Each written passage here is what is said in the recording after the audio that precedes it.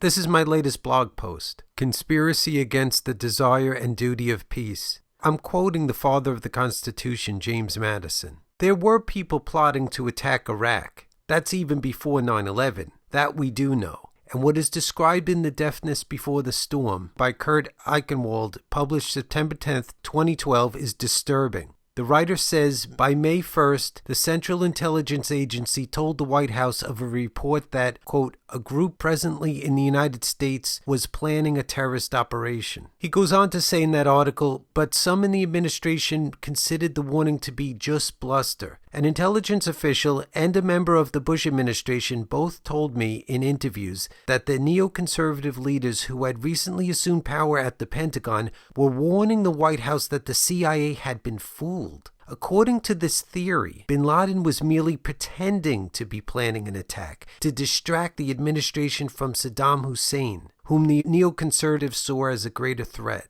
Let's not be naive. People do scheme to get us into wars, and it looks like these guys rationalized arguing that the intel was a trick. Think about that, and think about the reason they gave for insisting it was a trick. You are not going to get these men to say, yeah, we sat back, ignored the warnings, so that when an attack happened, we could use it as a pretext for our agenda to attack Iraq. But their excuses for why the president should ignore the warnings he was being given are so contrived and self-serving that it basically exposes what they were up to. Mainstream media really doesn't allow for a fair forum for public discussion of the fact that there are people who work to get us into wars and are doing so for illegitimate reasons.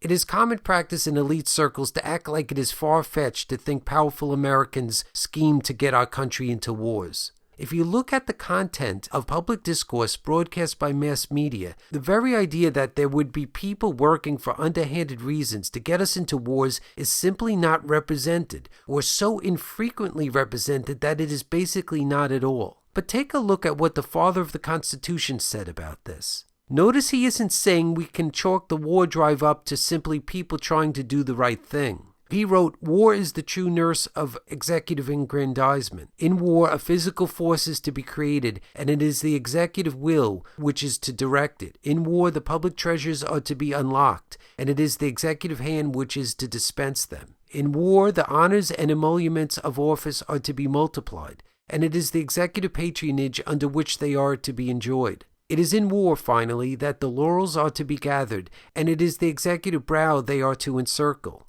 The strongest passions and most dangerous weakness of the human breast, ambition, avarice, vanity, the honorable and venal love of fame, are all in conspiracy against the desire and duty of peace.